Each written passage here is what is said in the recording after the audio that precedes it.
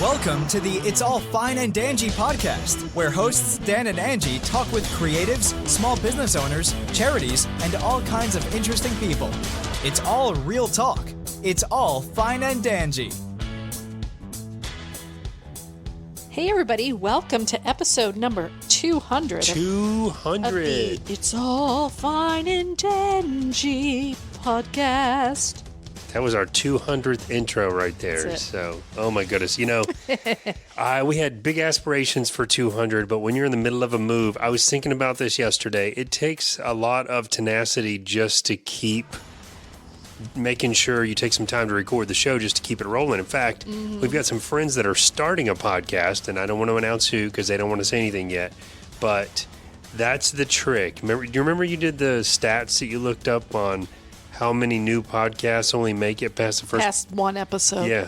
Not even past one episode. They record one episode, and then that's it. It was such a high number, too. That's crazy. I don't remember, but yeah. So because it's a lot of work. It is, and we love it, but 200 episodes later, here we are. So we are so excited for this new year, for guests that we're lining up to start. We plan to start interviewing in March. Mm-hmm. But studio will be done. Yeah. We'll feel comfortable having people over into it where it just doesn't look like, oh, look, we threw some crap together. Come sit in our space, in our studio. You know what, though? I'm surprised. I mean, I'm not saying this is like a Hollywood production or anything, but I'm surprised at just how good it's turning out. It's starting to look pretty nice. Yeah, it's looking really nice. We've got the table put together. We've got, you pretty much did the table, but so we got the table all put together. We're doing the style a little different than we've done before. Yeah. So I kind of love, we've just metamorphosized every time we've done a podcast studio. It's been a little different every time, and I love that. Me too. And, I started making a series of YouTube videos. I've been planning on doing this forever, but just how to start a podcast and what equipment do you need to start a podcast. And we'll go from easy all the way up to sort of a semi-professional or prosumer stuff that we have. But I'm having fun doing that too, like recording these little clips. Like, this is all you have to do for that. So anyway. Well, you love video editing and kind of putting music with it and voiceover and stuff like that. So that is right up your alley. But I think that's a great YouTube series to have out there because you can start with, really super expensive stuff, but let's face it, most people aren't going to be starting a podcast like that. So it's good to kind of know where we started and kind of how we have grown into some more of the advanced kind of products equipment that we have. Yeah. Right. And right now we're recording on wireless remote mics that we normally use for remotes, but we're kind of taking the lazy way now because we're on the couch and the studio's halfway built. That's because it's warm in the living room. That's while we're sitting out here. That's exactly right. But for me, there is a notable difference in quality when you get on the good mics. But if you have like a MacBook, especially now, if you have a Windows computer, it's a little more challenging. But if you have a MacBook, you can start a podcast by buying two $40 mics, and honestly, you're good to go. That's all the investment, and it sounds pretty decent. Yeah. But yeah, we've been painting, and Angie, you painted those chairs. We got 4 chairs. These are commercial grade restaurant. Good deal on those chairs. Yeah, they're like restaurant chairs.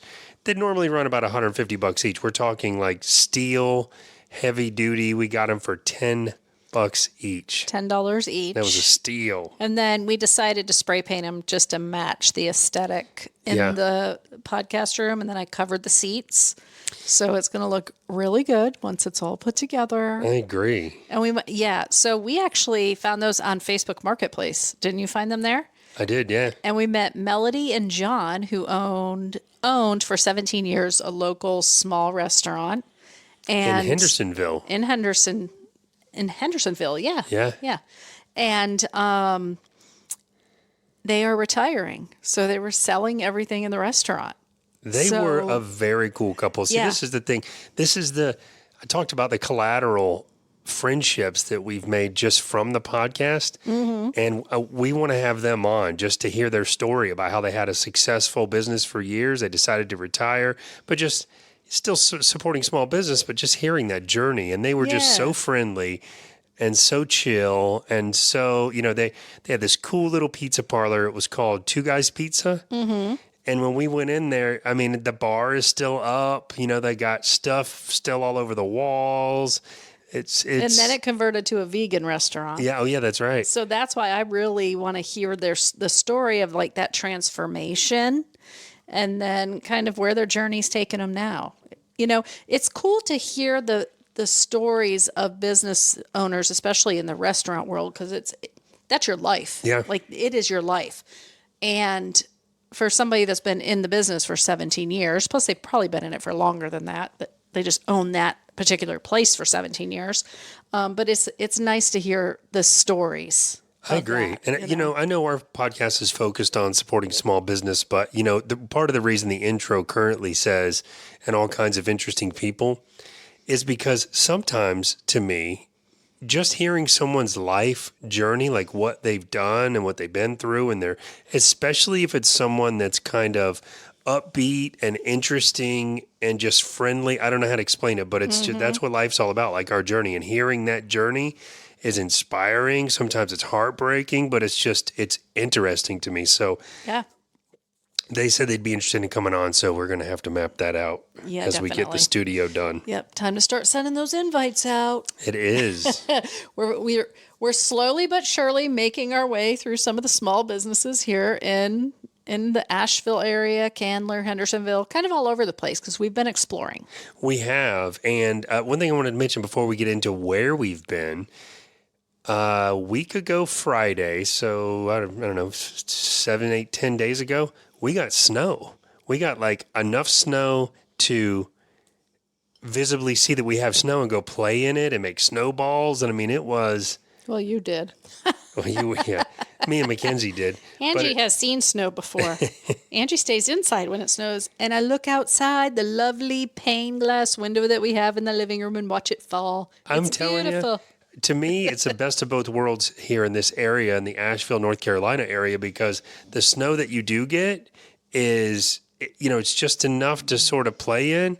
And then it's like gone. And a couple of days it was gone. There's no sludging through it for weeks. There's no shoveling. But it was really neat. I mean, everything was solid white here. It's I've never lived anywhere where it snowed. What you did get to do, though?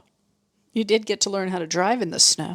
I did. And you know what I learned? Venture out in it. I learned that driving in snow is no big deal at all. It's the ice that you want to watch out for. Driving in snow, as long as the roads are plowed, yep. Which around here they were all cleared, it was fine. Just watching for ice. I did stop at a convenience store right after all of that to get a water, and I parked in a frozen puddle and started to get out and almost slipped down and busted my butt. And so that's where the danger is. You slipped down and busted your butt in the backyard when you were walking down our very steep incline into the backyard. Oh, we said we weren't going to talk about that. No, I'm just kidding. Hey, you're the one that wished you had it on film, okay? I know. So. I did check the cameras, but I did the typical Florida man in the snow thing, playing with the dog. And I walking down the hill in tennis shoes, and I'm like, it's snow, not ice. But I had already been down a few times, and it had packed down. Mm-hmm. So I fell down so hard on my left hip, elbow, shoulder, and wrist that was 10 days ago. And my wrist is still sore. It's just getting to where I can pick up stuff. So, yeah, that was my thing. But. Well, we did get to venture out on Friday for date night. Yes. And we had been passing this restaurant that was just like very intriguing looking to me. And so, first of all, I wanted to make sure it was a small business. So I looked it up. It's called Little Pearl. And I researched a little bit. There are 2 locations, but they only have 2. So it's still a small business. And they had the original one was in Key West. So obviously, it's like, you would think it's only a seafood place, but it really wasn't. Yeah, I wonder if they have different menus for the 2. Do you know? I mean, I would think maybe the one in Key West might be a little more heavily leaning towards the seafood just because of the area it is. Yeah. But the food was phenomenal. It was so good. I actually wrote down what we got because we posted it on our YouTube channel or a Facebook channel. A YouTube video of us eating would probably be weird.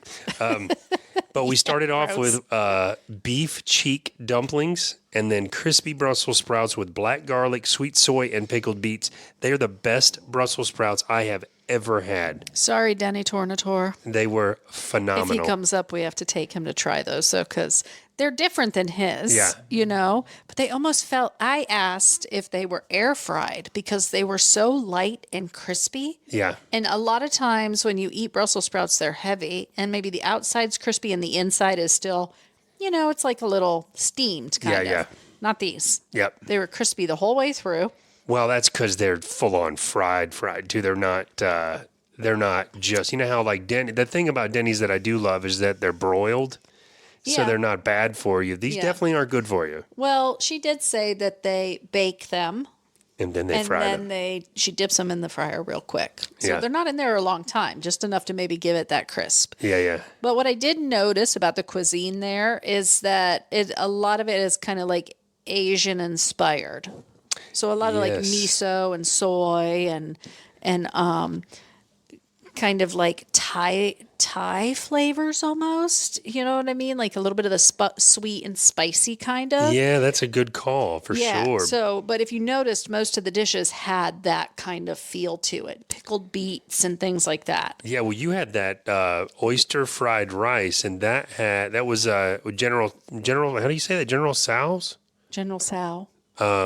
which is that spicy flavor that's in stuff. But that was really good too. It had like slaw and peanuts and poached egg and little crisps in it. Our dog is not happy that we're not giving her enough attention right now. She's growling. Well, she's going to get a puppy soon, so she'll have a play toy all the time, won't you, Mackenzie? Yes, she's growling here in Yep. case you hear. And then we finished it off with a grass-fed burger with butter poached Maine lobster on the burger. It had like this mustard aioli and pickled green tomatoes. It was interesting flavors. It was very interesting. It's very tart. It's not your typical burger, Yeah. definitely, which is usually when you go to a place like that you can tell the cuisine is very chef inspired. You know what I mean? Like they're making up, they know how to put flavors together. They really do. And I'll tell you what, I'm going to be honest. We probably overdressed a little bit to go in there. So if you're in the area and you want to go to Little Pearl in Asheville, North Carolina, it's very casual. And it looks almost like a Chipotle in there, the way it's decorated.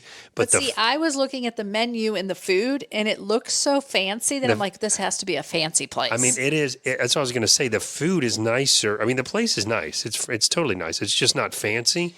But it's like a bar feel, Yeah. like a seafood bar. Totally. You can go in there with a T-shirt and jeans on, no But you problem. can go dressed up too. Nobody was like looking at us with a side eye or anything. No. I mean, you can go to McDonald's dressed up if you want to. But Do whatever you want. you could do whatever you want. But I will say the food is going to surprise you because the place seems more casual than the food. I mean, it's delicious. And then Yeah, they have a definitely. really small amount of liquor in the liquor bar, but their vodka martinis were amazing. So it's just, that place is a definite hit. We will definitely be back. Yep, that is definitely a good one. Saturday Definitely. we got rained in. It was very rainy. Definitely. Definitely rains here a lot, just like Florida. We sound like Rain Man. Definitely rains a lot.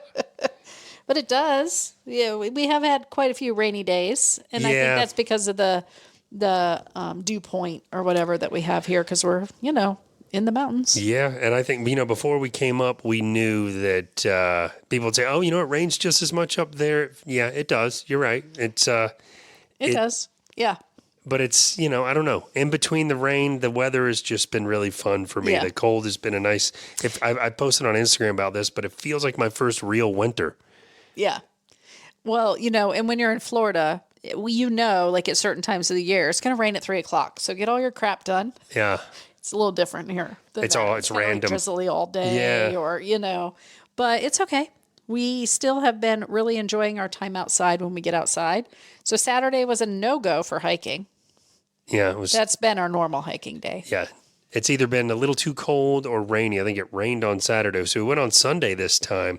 We went back to a place that we've been to before. We went to the DuPont National Park, and we went to Hooker Falls and Triple Falls. You said Hooker, and it's called Hooker. I did say Hooker. We're going to roll the tape back. It sounded like Hooker. We're going to roll the tape back. Did you guys hear that? Yep, Hooker Falls. I don't know why they call it Hooker Falls. I didn't read the little thing that they had there, but it is named after a person. Oh, Hooker Falls is? Hooker Falls. Not a hooker, but an actual, like, TJ Hooker. That's who it's named after, TJ Hooker. Okay, whatever you say. No, but they have like little stands that give you some information about, why the place is named what it is. I just didn't have a chance to stop and read it. Well, But it was so gorgeous. oh my God, it's a beautiful falls. And it's a very popular, like the DuPont National Forest. There's, if you come up here and you're traveling and you're a tourist, you're going to be hitting those trails, of course, because they're very well paved paths. They're not paved. But what do I want to say? It's like gravel. They're very well traveled. They're wide, too. It's like, some of these hikes that we do, it's like a tiny little trail you're following along the edge of the mountain. You're barely passing somebody when they're coming towards you. Yeah, I mean, you could walk 4 people wide. Yeah. Lots of dogs. Tons of dogs. Tons of dogs. And she did so good not barking at other dogs on the leash. I was so very proud of her. Yeah, you talked about how we went to Little Pearl, but we've made that our little tradition that it's on hiking day. We're going to stop and grab lunch somewhere on the way back. So we went, Little Pearl was date night, but we did stop at the Stone Ridge Tavern. We brought Mackenzie home first. Is it called Stone Ridge Tavern? Yeah, you got it. Stone Ridge Tavern.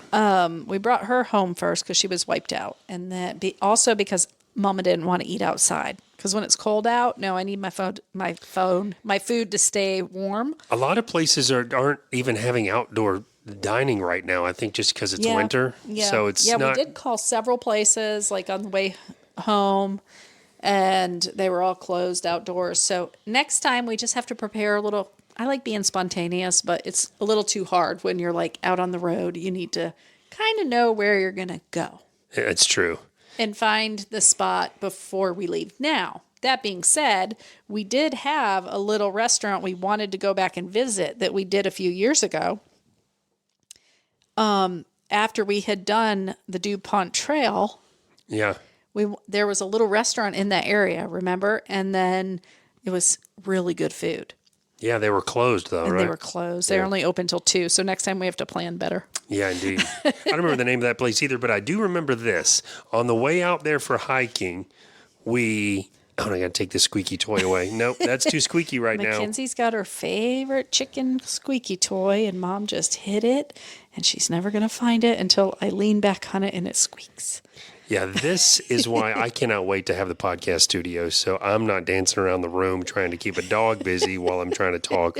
It just feels a little less really into the conversation when I'm doing that. But I do remember this. On the way out there to hike, I had to stop at a convenience store because I had to use the restroom.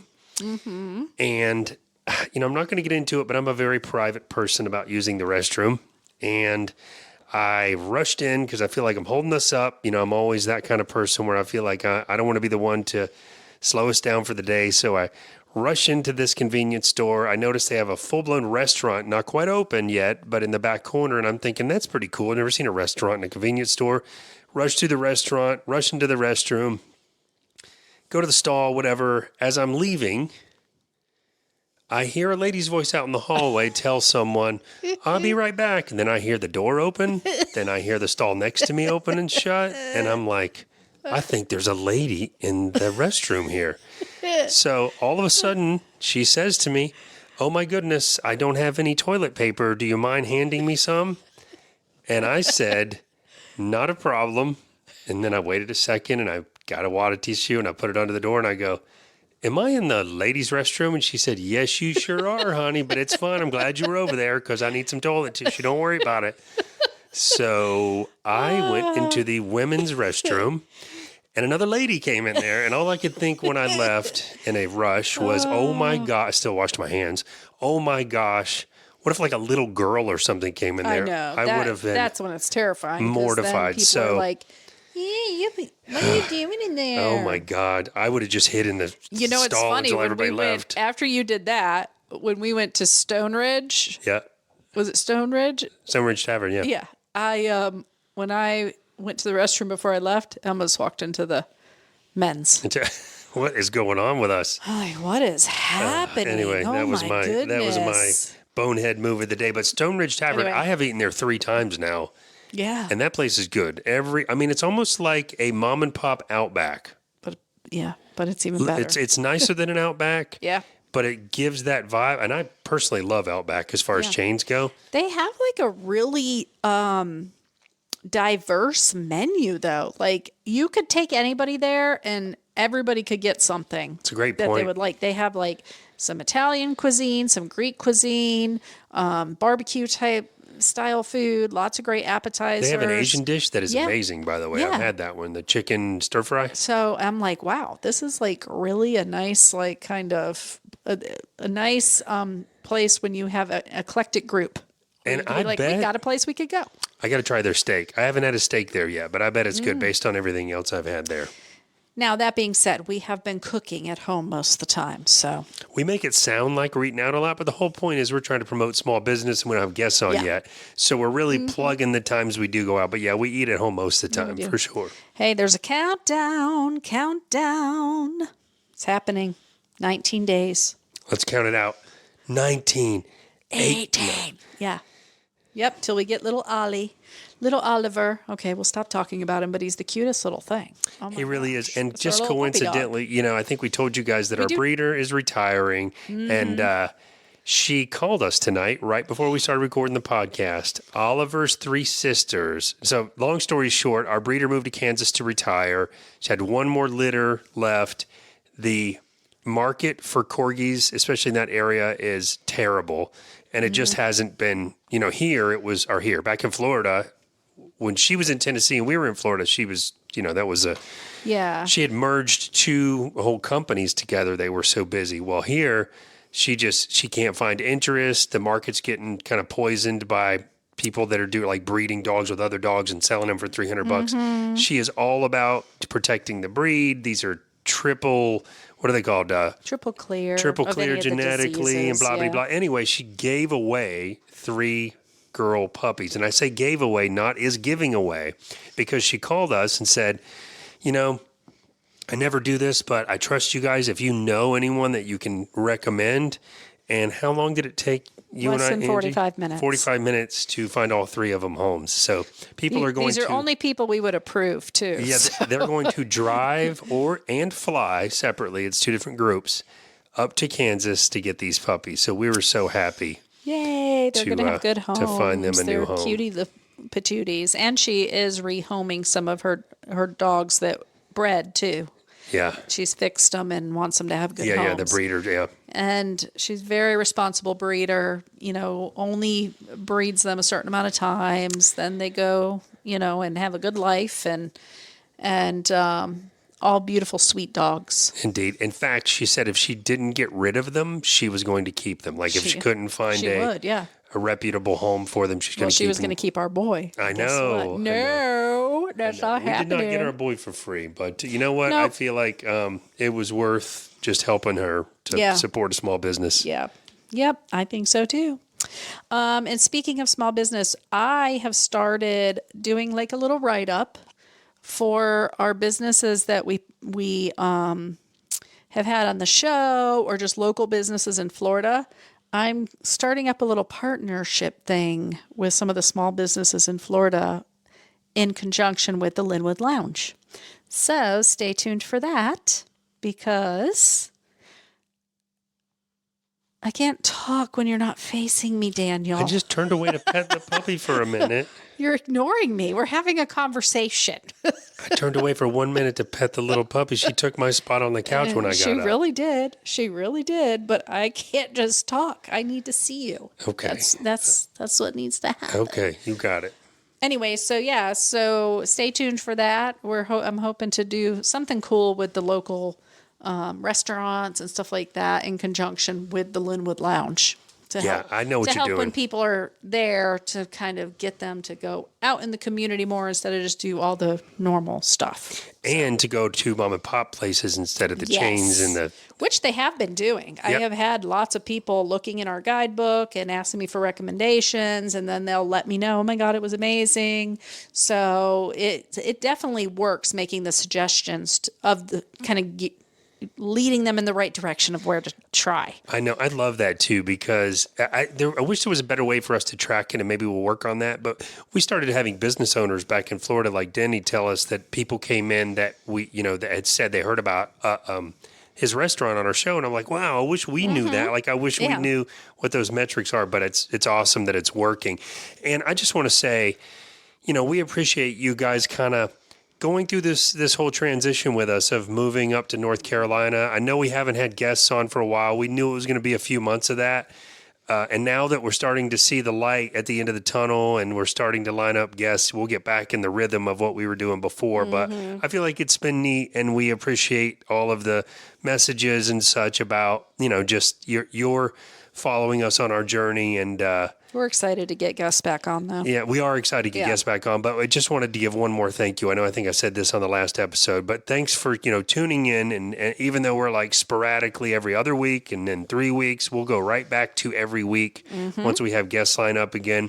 And we're probably going to continue to do 1 week with guests, 1 week without, although there are inevitably going to be a few weeks in a row with guests once we get rolling, just because, we're full steam ahead now. We want to get that podcast studio some use to get us sort of back in the rhythm of meeting with people and sitting down and chatting and stuff. And we also want to say thank you for supporting us during 200 episodes. No doubt. Got us to 200 episodes. I mean, sure, we could have just done it and not had any listeners, but the whole reason we did it is because we've had continued to do it, is we had such great support from the other small businesses. Yeah. And from the community. I know. And it's so funny because every once in a while you'll talk to someone, even like friends from work, and I'll be like, oh yeah, we did this thing. And they'll be like, yeah, I know, I heard it on the podcast. So it's like, it's just cool. It's cool how many people are so supportive of it. And we will be seeing a few of them small business owners when we head back to Florida the first week of February. So we will pop in and say hello to whoever we pop in and say hello to. I don't know where we're going yet, but anyway. I have a few ideas, but me too. Well, guys, thank you so much for tuning in each and every week. And we look forward to bringing you some great places up here in the Asheville area that you can come check out when you're on vacation. And hey, and if you do come up on vacation, make sure to give us a message and let us know you're in town. We'll hit you up at a brewery. We'll come and hang out with you. No doubt. Yeah. Say when. Say when. That's right. So thank you so much once again. And guys, remember, at the end of each and every day, it's all fine and dandy. You've said that 200 times. 200. Probably more than that. Not including the outtakes. We've said it 600 times on the outtake.